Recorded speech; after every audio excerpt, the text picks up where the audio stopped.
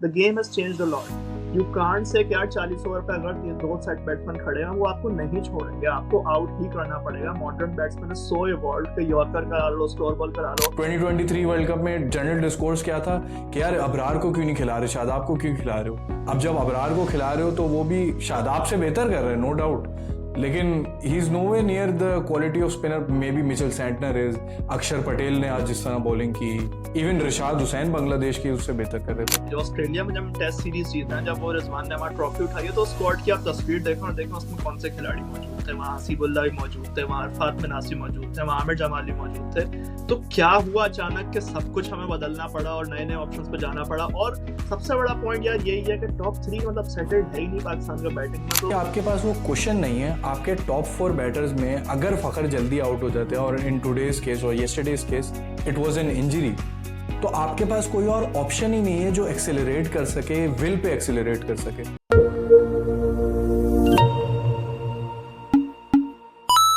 Hello and welcome to the Cricketnama podcast. Another day, another defeat from New Zealand. 3 matches खेले हैं, तीनों हम लोग डोमिनेट होके हारे हैं, और ऐसा लग रहा है कि न्यूजीलैंड को कोई ट्रिक आ गई है जो हमें नहीं आती, और मे बी हमारे पास वो स्क्वाड में वो डेप्थ नहीं है या वो प्लेयर क्वालिटी नहीं है। बट डिसअपॉइंटिंग एंड, और इतने होप के साथ हम दाखिल हुए थे कि यार होस्ट नेशन है, अपने मुल्क में इतना बड़ा टूर्नामेंट होस्ट कर रहे हैं, तो शायद हमें इसका होम एडवांटेज हो। But it seems like New Zealand has the better of us every time.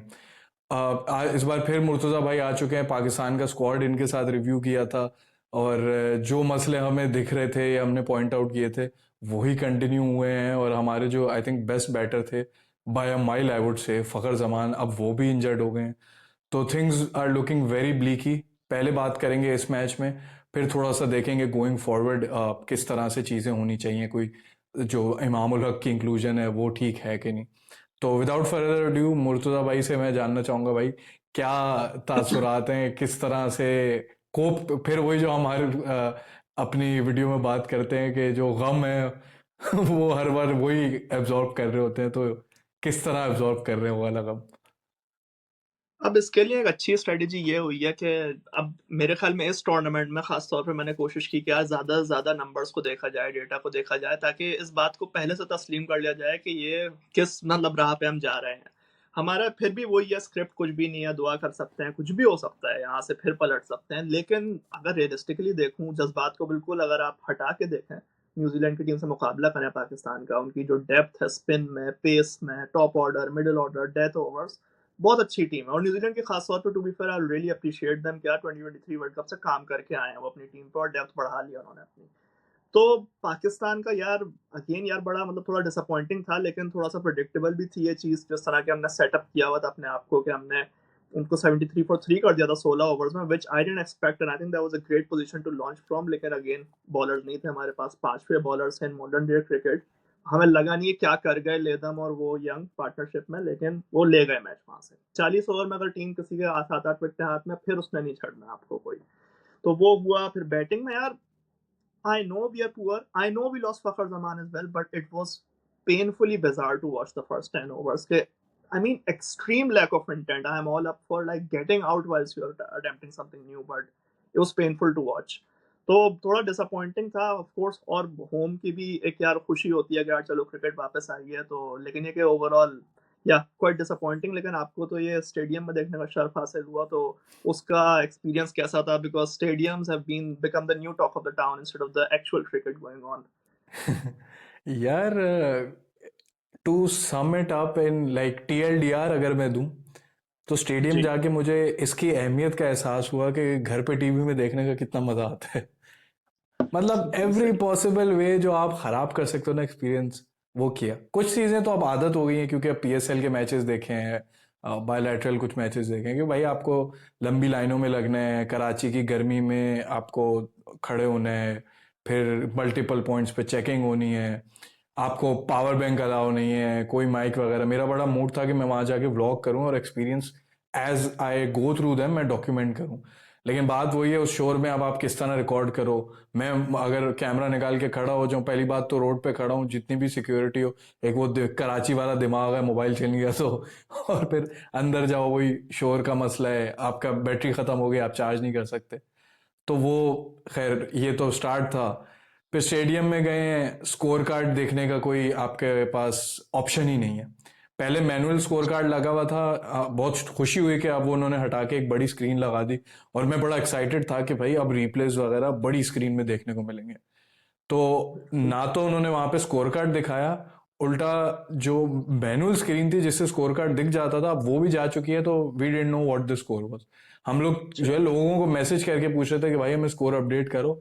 मतलब आप ग्राउंड में जा रहे हो और आप घर पे बैठे लोगों से पूछ रहे हो कि स्कोर क्या हो रहा है, या पीछे जो बॉक्स में लोग बैठे हुए थे वहां पे टीवी पे हम कोशिश कर रहे हैं कि यार स्कोर पता चल जाए। वो एक मसला। फिर एक और स्क्रीन लगी हुई थी, वो उस पे स्कोर कार्ड दिख रहा था, लेकिन मसला ये है कि वो हमारे एज इन बिल्कुल साथ लगी हुई थी, तो वो देख नहीं सकते थे। तो जो सामने वाले इंक्लोजर में थे वो तो देख सकते थे, जो उस इंक्लोजर में थे उनको अलग मसला था। आईसीसी ने भी पॉइंट आउट किया था कि भाई आपने इतने बड़े बड़े पिलर लगा दिए, आपने व्यूइंग एक्सपीरियंस लोगों का खराब कर दिया। तो इन्होंने स्क्रीन तो ऊपर कर दी, बट अब पिलर्स लगे हुए हैं। अब ये शायद टूट जाए तो सही हो जाए, आई डोंट नो। सीट्स अच्छी नहीं थी, मतलब 8 घंटे मैं कैसे उन सीट्स पे बैठा हूँ, मुझे घर का सोफा जितना याद आया ना, अपना प्रिविलेज भी याद आया कि कितना सुकून से आप घर पे मैच देखते हो। फिर टॉयलेट्स में पानी खत्म हो गया था, आप टॉयलेट नहीं यूज कर सकते। पानी मौजूद था, ठंडा पानी था, लेकिन ग्लासेस खत्म हो गए तो आप पानी नहीं पी सकते। तो unless you keep buying water bottles from outside, वो भी बॉटल्स अंदर लाना अलाउ नहीं, तो आप पानी पानी बाहर से पी के आओ। वो चीज समझ भी आती है, हमारी जैसी आवाम है, बॉटल्स अंदर फेंक फेंक के मारे, उससे बेहतर है आप बैन कर दो। तो बट ओवरऑल अच्छा एक्सपीरियंस नहीं था। तो जैसे मैंने कहा कि मैं घर के देखने को याद कर रहा था। खैर मैं अगर आपसे पूछूं कि स्क्रीन पे देखने में क्या कोई डिफरेंस था, क्योंकि मैं अभी एक चीज नोट कर रहा था कि जो छत भी है ना, पहले वो सफेद आई थी, वो भी ग्रे हो गई है। तो अब मुझे नहीं जी। पता वो सफाई की वजह से हुआ है, मेरा तो पहले जहन वही जाता है, देसी दिमाग, कि भाई ये इस पे कपड़ा वपड़ा नहीं मारा तो गंदा हो गया। लेकिन व्यूइंग एक्सपीरियंस कैसा था टीवी पे? टू बी रियली ऑनेस्ट, मतलब जो जिस जैसे ट्राई सीरीज में जब गद्दाफी का मैच हुआ था, वो लग रहा था कि यार हम एक अलग दुनिया में मैच देख रहे हैं। जो कराची का मैच था, वो नेशनल स्टेडियम वही है, बस वो उसकी पवेलियन की नई बिल्डिंग बनी है, जो मीडिया हाउस वगैरह है वो नया बना है, स्टैंड्स तो वही हैं, प्लेइंग फील्ड भी वही है, तो nothing much has really change. और I could feel for the viewers. यार इस टॉपिक में ना मैंने आपसे सवाल भी इसलिए किया था स्टेडियम का, कि I am quite passionate about this, you know. मैं ओपिनियंस देखता हूँ इंटरनेट पे कि यार कराची में मैच देखना नहीं आती है। Hmm. This usually comes from a position of privilege और प्योर इग्नोरेंस। मैं खुद नहीं मतलब कराची में इस वक्त मैच देख रहा, तो मतलब मैं नहीं अंदाजा लगा सकता कि कराची के शहर के लोगों के मसाइल क्या हैं। That's a more social debate, but also logistically as well, as a cricket lover you are going in, 14 किस्म के आपको मसाइल हैं, पानी के, खाने के, कैमरे के, घुसने के, पार्किंग के। फिर आप अंदर चले गए तो आपको क्रिकेटिंग व्यूइंग एक्सपीरियंस ही नहीं है यार, दिख ही नहीं रहा हो क्या रहा है, स्टेडियम पे रिप्लेस नहीं आ रहे। But I guess that's a debate we could like go on for ages as well. या मैच की तरफ आई थिंक आते हैं फिर। पहले तो मैं ये एड्रेस करना चाहूँगा कि हमने टॉस जीत के बॉलिंग का फैसला किया। अब अगेन, हैविंग बिन देयर, उधर का मौसम देखते हुए या माहौल देखते हुए, एक चीज़ मैंने जो फील की कि जितनी गर्मी थी, maybe from a cricketing perspective we could still debate about it, but गर्मी में उस फील्डिंग करना, लोग बड़ा एक सिंपलिस्टिक टेक भी मुझे लग रहा है लोगों का कि भाई पाकिस्तान की फील्डिंग वो लेवल की नहीं है जो न्यूजीलैंड की, which is still true. But nuance इसमें यह है कि उस गर्मी में फील्डिंग करना, आई थिंक न्यूजीलैंड भी शायद स्ट्रगल करती। मे बी उनकी फिटनेस बेहतर है तो उस तरह से स्ट्रगल नहीं करती, बट शायद करती। तो एक ये मुझे एस्पेक्ट दिखा। बट ओवरऑल भी अगर मैं बोलूं कि हमारा बोल्ड फर्स्ट का जो फैसला था, बाकी अगर चीजें हटा भी दें, तो how do you view that, was it the correct decision? I think bowling first का मुझे एज अ व्यूअर शुरू में, मतलब या आई mean it would be probably hindsight में मैं बोल सकता हूँ कि हाँ इनको करना चाहिए था, लेकिन मुझे टॉस के वक्त ये लगा था अरे यार ये तो बड़ा अच्छा हुआ टॉस जीत गए, फील्डिंग कर रहे हैं। आई फेल्ट लाइक क्या कराची ऐसा ग्राउंड है, चेज हो सकता है वहां पे, और वहां पे ड्यू भी होगी शायद, क्योंकि हमारे कुछ कराची में लोग मकामी मौजूद हैं, उन्होंने कहा ड्यू भी हो रही है आजकल शाम में। हम्म। तो मुझे लगा कि यार अच्छा डिसीजन है उस लिहाज से, but then the dew never really arrived. और ऑल्सो जो आप एक प्रैक्टिकल पॉइंट बोल रहे हो कि यार गर्मी में फील्डिंग करना, I mean it sounds simplistic but it is hard work and it is like a relative disadvantage to you, but of course that doesn't take away कि यार ओवरऑल हमारे फिटनेस लेवल्स, अनलेस कि हमने बहुत ही consciously उन पर work किया हो, एक्सपोज हो जाते हैं। जैसे फॉर इंस्टेंस हमने मिकी आर्थर के अंडर फिटनेस पे काम किया था, तो वो चीज़ नज़र आती थी। 2021 में जब हम यूएई को गए थे टी20 वर्ल्ड कप में, तो आप फिजिक्स देखें हमारे प्लेयर्स की, वो नज़र आती थी। यहाँ पे वनडे का बहुत लंबा मैच होता है, तो उसलिए हमें मुझे लगता है फिटनेस में बहुत इशूज़ आए। और ओवरऑल इंडिविजुअल फील्डर्स की बात करें, 2-3 फील्डर अब इस वक़्त ऐसे हैं रिज़वान के पास फील्ड में, जहाँ पे उसको इशू होता है कि यार मैं इनको कहाँ रखूँ? तो जब 2-3 बढ़ जाते हैं ऐसे मसाइल, तो फिर वो, अगर आप अहमदाबाद में ऑस्ट्रेलिया का फाइनल याद करें, डेविड वार्नर ने उड़-उड़ के कोई रोके, 20-25 रन का फिर वो फ़र्क डाल देता है आपके मैच में। और वही इवेंचुअली हुआ, एक आध चांस छूटा हमसे, बाउंड्री पे फील्डर नहीं था, चौके छोड़े हमने, सिंगल्स बहुत छोड़े हैं। वो फिर चीज़ें एड अप होती हैं, 20-25 रन वो टोटल में और डल जाते हैं। आई थिंक ये भी मुझे ग्राउंड में होने का एक एडवांटेज ये भी हुआ कि आपको ये फर्क दिख रहा होता है कौन कितनी स्पीड से कहाँ भाग रहा है। क्योंकि होता ही है, आप जब टीवी पे देख रहे होते हो ना, आप देखते हो जब कैमरा उसकी तरफ आया तो वो कब किस तरह उसने डाइव मारी, टाइम की नहीं की, आप वहां से देखते हो। पर जब आप सामने देख रहे हो आपको पता चल रहा होता है कितना पहले से कौन रनिंग कर रहा है और कितना तेज निकल रहा है। जैसे ग्लेन फिलिप्स का तो आई थिंक अब इतने लोग बात कर रहे हैं तो I don't think I can add anything new to it, but I seeing him right in front of my eyes, जिस स्पीड से वो भागता है, जिस स्पीड से वो सिंगल लेता है, वो मैंने डाइव जो उसने कैच के लिए ली थी मोहम्मद रिजवान का, वो मैंने अपने सामने देखी थी और मैं लिटरली शॉक में आ गया था। मैंने वाह! इधर उधर जो दोस्त मेरे बैठे हुए थे मैंने उनको देखा, ये क्या कैच किया इसने। और फिर वो रिप्ले में भी आया तो मुझे तो समझ ही नहीं आया कि इसने इतना जल्दी जज कैसे किया। तो amazing how they run for the ball. And जैसे पिछली पॉडकास्ट में भी बात की थी कि जो एक रन बचा था आई थिंक कोई 30-40 बॉलों पे, उस पे भी ग्लेन फिलिप्स डाइव मार रहा था। तो दिस जस्ट शोज के इतना जो लेवल ऑफ फिटनेस का फर्क है, मतलब नाइट एंड डे है ये। बिल्कुल। यार, इस पे मुझे वो एक वो मीम याद आ गई, 2019 वर्ल्ड कप में जब हमने न्यूज़ीलैंड को हराया था और बाबर ने अपनी पहली बड़ी वर्ल्ड कप की सेंचुरी की थी, तो वहाँ पे पाकिस्तान को 3-4 रन को चाहिए थे, और फिर वो उसमें मार्टिन गप्टिल आया, उसने पॉइंट से डायरेक्ट हिट मार के किसी को रन आउट कर दिया। हालाँकि पाकिस्तान को 3-4 रन चाहिए थे मैच जीतने के लिए, तो हमारे लोगों ने ये मीम्स बनाए कि अगर अभी हमारा ये वक़्त चल रहा होता तो हमारे गद्दे-वद्दे लगा के लेट गए होते पॉइंट के फील्डर्स के। लेकिन ये कि वो नेक्स्ट लेवल है यार, ये न्यूज़ीलैंड, साउथ अफ्रीका, ऑस्ट्रेलिया, और फिलिप्स तो भाई वो नेक्स्ट लेवल बंदा चल रहा है, और उसके उस वक्त अच्छा वक्त भी बड़ा अच्छा चल रहा है कि हर चीज ही सही जा रही है उसकी। हाँ, वो कहीं मैं पढ़ रहा था कि वो एक दिन में 500-500 पुशअप्स मारता था। वो अपने आप को ना बहुत हाइपर एक्टिविटी के अंदर उस है, ये भी कर लूँ वो भी कर लूँ, मार्शल आर्ट्स उसको आती है, आई थिंक उसको जहाज चलाना आता है, और वो विकेट कीपर है जो उसने अपने आप को बॉलिंग में कन्वर्ट किया है, तो डेफिनेटली ब्रिलियंट। तो अब अगर और उन्होंने हाँ ऑफ स्पिन भी इसलिए सीखी क्योंकि वो फील्ड में बोर होते थे, तो उन्होंने कहा कि यार एग्जैक्टली मैं जो है off करता हूँ। That's interesting. तो हाँ डेफिनेटली फैसिनेटिंग। बॉलिंग की तरफ आते हैं। अच्छा, जी। फर्स्ट स्पेल को अगर मैं देखूं तो हमने आई थिंक डोमिनेट किया। क्विक 2-3 विकेट्स मिली। शुरू में शाहीन का बुरा स्पेल गया, बट जिस तरह नसीम आए, अबरार ने भी अच्छी बॉलिंग की, और इनफैक्ट मैं ये भी कहूंगा कि जब शुरू में खुशदिल भी कर रहे थे तो प्रेशर वाज ऑन न्यूजीलैंड। लेकिन विल यंग और टॉम लेथम ने जिस तरह से गेम अवे ले गए हमसे, टॉम लेथम की सेंचुरी की वजह से आप ओवरऑल मैच देखो तो आप बोलो यार 2 सेंचुरीज हुई हैं, बट जिस तरह विलियंग ने अटैक किया है, kept scoring boundaries whenever we thought के प्रेशर न्यूजीलैंड पे हम लेके जा रहे हैं, और ना सिर्फ विकेट लूज की, रन रेट को लेते हुए चले। तो बॉलिंग के बारे में क्या ख्याल है कि जितने हारिस रऊफ ने रन उस खाए हैं आज, तो do you think Haris Rauf या Shaheen Afridi were at fault? Was there a lapse in captaincy? क्या वजह है कि हम लोग ने, I think above par total था if you agree with it, तो यहाँ क्या मसला हुआ है?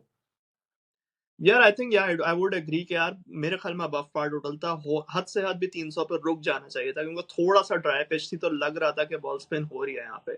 और लेकिन ये कि मतलब हमारा मसला यही है, बहुत सी of course there was an issue with death bowling, but I think the topical point is यार 10 ओवर में 100 खा लिया, यार रऊफ बहुत पिटता है, बट माय इशू इज कि यार 40 ओवर में आउट नहीं किया ना आपने। जैरेड किम्बर की मैं सुबह एक वीडियो देख रहा था, उन्होंने ये कहा कि यार the game has changed a lot.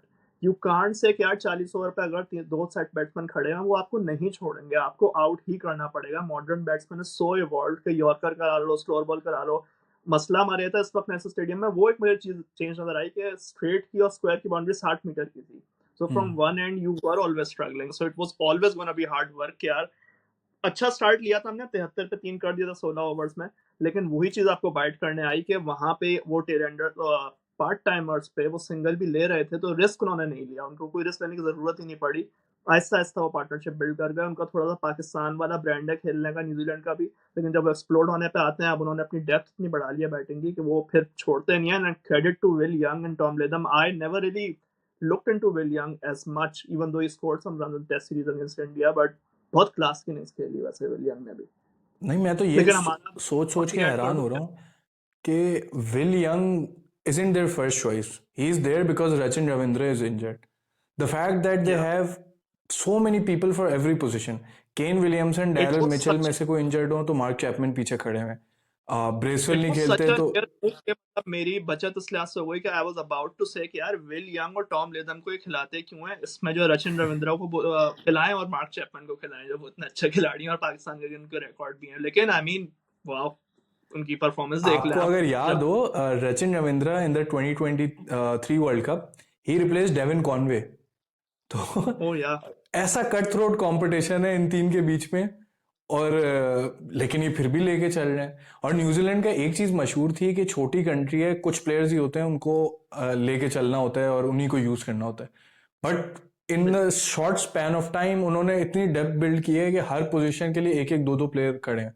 अभी हमारी एक इंजरी हुई है, हम लोग को बाहर से प्लेयर बुलाना पड़ा है, स्क्वाड में कोई कवर करने के लिए है ही नहीं। उनकी कोई भी इंजरी हो, कोई भी मसला हो, जो कि हुआ, उनके पास कवर करने के लिए था। अभी आपका शाहीन हारिस इंजर्ड हो जाए तो Hasnain is nowhere near the replacement, जो कि हम पहले भी बात करते हुए आए हैं कि आपके पास कोई डेप्थ ही नहीं है। अगर ओपनर को आपने रिप्लेस करना है, आपने उस्मान खान रखा हुआ है जो ओपन नहीं करते, वो 4 की पोजीशन पे आते हैं। 4-5 की पोजीशन के आपने 2-3 लोग भरे हुए, कामरान, गुलाम, उस्मान खान, और किस क्वालिटी की रिप्लेसमेंट में वो हमने पहले भी डिबेट कर लिए। बट डू यू थिंक कि ये स्क्वाड सिलेक्शन में फ्लॉ था कि आपको इस चीज का कोई हल ही नहीं था? अब आपके पास सऊद शकील को आप ओपन पे रख रहे हो, जो कि आप मेनली लाए थे कि वो स्पिन अच्छा खेलते हैं। ओपनिंग में आप जी। बाबर को इसलिए लाए हो कि वो फास्ट बॉलिंग अच्छी करते हैं, वो अटैक कर लेंगे। तो खैर मैं बैटिंग की तरफ जा रहा हूँ, बट अगर बॉलिंग की तरफ ही वापस आऊं तो डू यू थिंक कि ये बॉलर्स इनफ थे? डू यू थिंक कि अगर हमारे पास फिफ्थ स्पेशलिस्ट बॉलर होता तो ये कवर हो जाता? बट या आपको लगता है कि हमारी वो क्वालिटी थी नहीं, या New Zealand were too good for us? अगर हम क्वालिटी की बात करें तो ये सवाल हमारा, मुझे लगता है, 1 डेढ़ साल पहले तैयारी शुरू होनी चाहिए थी। और हमने कुछ अच्छे इसमें मस्बत इकदाम भी उठाए थे। जो ऑस्ट्रेलिया में जब हम टेस्ट सीरीज जीते हैं, जब वो रिजवान ने हमारा ट्रॉफी उठाई है, तो स्क्वाड की आप तस्वीर देखें और देखें उसमें कौन से खिलाड़ी मौजूद थे। वहाँ हसीबुल्ला भी मौजूद थे, वहाँ अरफात मिनासी मौजूद थे, वहाँ आमिर जमाली मौजूद थे। तो क्या हुआ अचानक के सब कुछ हमें बदलना पड़ा और नए नए ऑप्शंस पे जाना पड़ा? और सबसे बड़ा पॉइंट यार यही है कि टॉप 3 मतलब सेटल्ड है ही नहीं पाकिस्तान का बैटिंग में। तो रिप्लेसमेंट्स 1 डेढ़ साल पहले बननी थी। एक टीम की आइडेंटिटी, टीम का विजन तब बनना था। अब हमारे यहाँ 6 तो कोच चेंज हो जाते हैं। अब वो आकिब जावेद का कोई प्लान है तो you will have to respect that, but he doesn't even have time to do that. 4-5 महीने में 3-3 वनडे मिल रहे हैं सीरीज में, कोई प्लान नहीं है, कोई आइडेंटिटी नहीं है, किसी को कोई सिक्योरिटी नहीं है, किसी को ये नहीं पता मैंने किसकी बात सुननी है कि अल्टीमेटली कौन रूल कर रहा है यहाँ पे, कुछ नहीं पता। तो उस सूरत में फिर everything just is just magic. 1 minute up, like next minute down वाला सीन है। and I've stopped celebrating this point कि यार हम लोग unpredictable हैं। नहीं, मुझे सिस्टम चाहिए, मुझे predictability चाहिए at this point। अच्छा, फिर मुझे ये चीज समझाओ ना यार कि आपकी बाकी चीजें, मैं रिप्लेसमेंट का बोल दूं ठीक है, नहीं है, हम पहले भी बात करते आए, अभी भी करेंगे, लेकिन शाहीन, हारिस, नसीम, आज से 3-4 साल पहले, 5 साल पहले भी मैं आपसे पूछूं तो ये पता था कि फॉर द नेक्स्ट 5-10 ईयर्स ये बॉलर्स आपके मेन बॉलर्स होंगे, at least in white ball cricket, और अभी तक हैं। ये उनका क्रेडिट है, कोचेस का क्रेडिट है, another debate, but the fact that they are still there. और उनकी एक दिन कभी नसीम आपको लग रहा होता है अच्छा नहीं है, अब जब नसीम की थोड़ी बहुत फॉर्म आने शुरू हुई है तो दोबारा शाहीन और हारिस का आपको समझ नहीं आती। मे बी हारिस को वो सपोर्ट नहीं मिल रही मिडिल ओवर्स में कि अबरार, असूलन अब जैसे कुलदीप यादव इंडिया की टीम में मौजूद हैं, आप उनसे एक्सपेक्ट करते हो कि मिडिल ओवर्स में वो विकेट्स लें। अबरार ने नो डाउट इकोनॉमिकल बॉलिंग की, एक विकेट भी ली, लेकिन उस तरह से वो विकेट्स भी चिप नहीं कर रहे थे। अब ये भी एक जो है लोगों में डिबेट शुरू हो गई है कि उनकी बॉल इतनी ज्यादा स्पिन नहीं होती।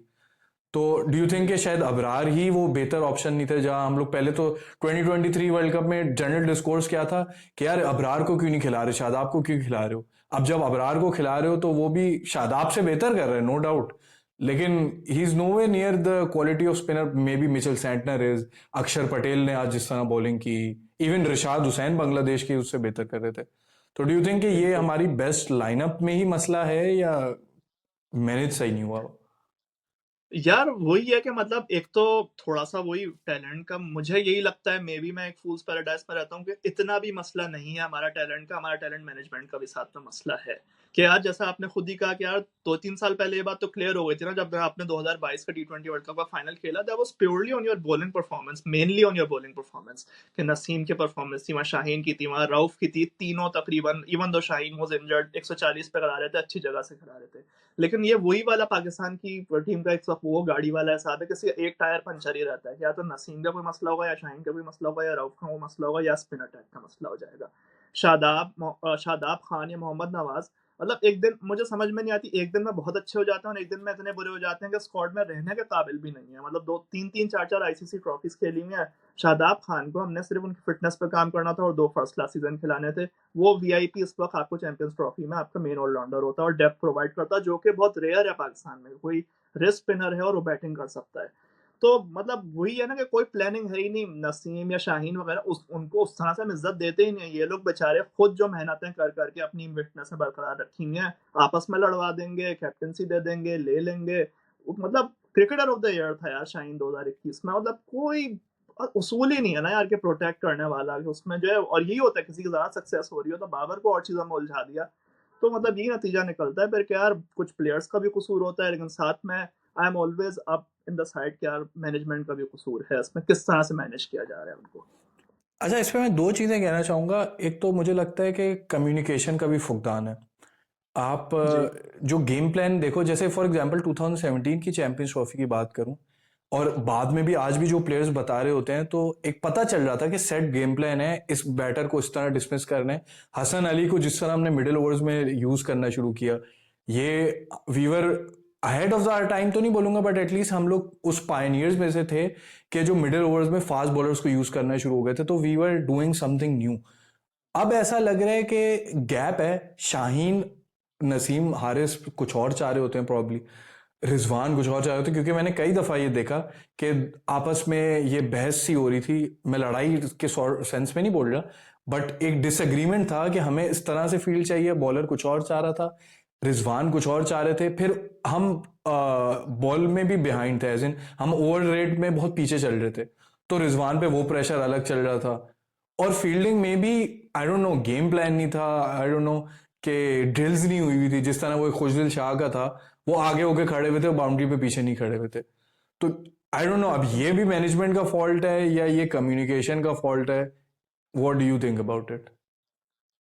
यार again it comes down to some, at some point also comes down to the individual. जब खुशदिल साज से वो कैच छूटा तो मैथ्यू हेडन कमेंट्री में थे, तो उन्होंने ही कहा था यार sometimes it just comes down to the individual, you need to know what is the game plan here, the batter is going for the boundary, आपको सीधा बाउंड्री पर रहना था, एज पे ग्लेन फिलिप्स खड़ा हुआ है, अब हिटर्स खड़े हैं सारे, तो वहां पे आपको कैच ही लेना था ना। मतलब थोड़ी सी गेम अवेयरनेस भी होनी चाहिए। लेकिन वही जो आपने कहा कि एक थोड़ा सा लैक ऑफ क्लैरिटी भी है कि यार किसका प्लान चल रहा है, और वो थोड़ी confusion. I think Rizwan panicked yesterday, I haven't seen that side of him, but he was getting a bit pissed. I think, I mean, it's just me thinking, but he just realized at some point, oh my god, I have a shit team here.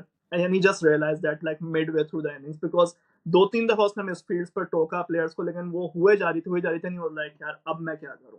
और फिर उसके बाद विकेटें भी हमने नहीं ली हुई थी। जैसे फॉर इंस्टेंस यार 47th ओवर में, 46th ओवर में लेदम ने एक एज मारा, थर्ड मैन के ऊपर से चौका चला गया, and then Rizwan started having a go at Shaheen. तो मतलब उसमें कमेंटेटर्स भी कह रहे थे, साइमन डूल, कि यार why are you having a go at the bowler here. तो थोड़ा सा बिल्कुल ही हम पैनिक कर गए, बिल्कुल फ्लस्टर्ड हो गए, और उसके बाद मतलब 40वें ओवर के बाद हमने ये कह दिया था कि यार आप रख लें मैच, में भी हम नेट रन रेट वगैरह को संभाल लेंगे बस।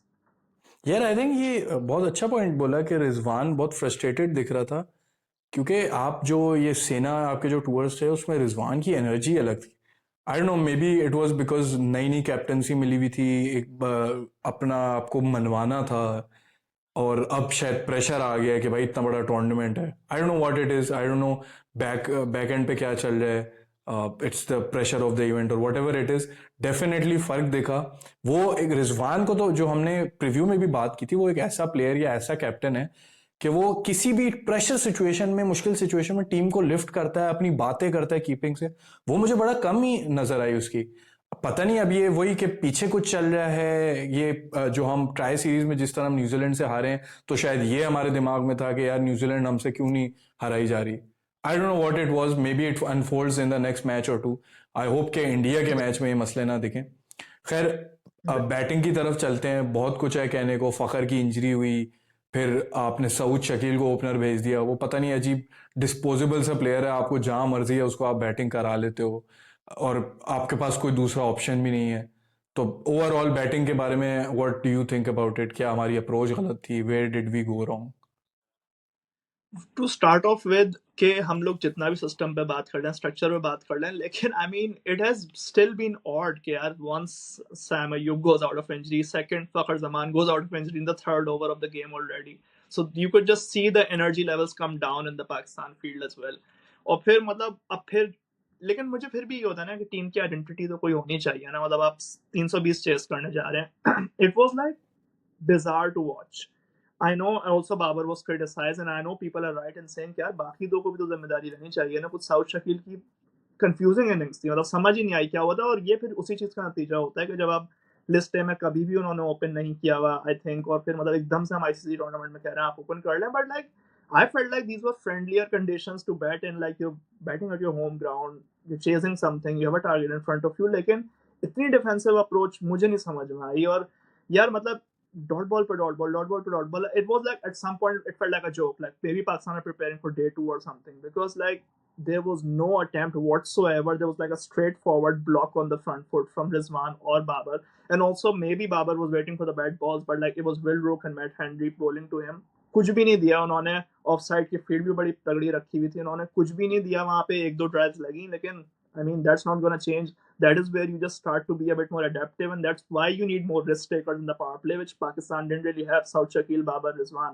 What do you really expect from that then? Also, one point on that as well, because Rizwan batted in the top three, that was another like shaky move. But then also like I felt like sometimes Rizwan panics a bit in like high pressure games. It was a home game और बिल्कुल energy थी नहीं मतलब रिजवान की। I thought he was completely lost again, too defensive in the shell.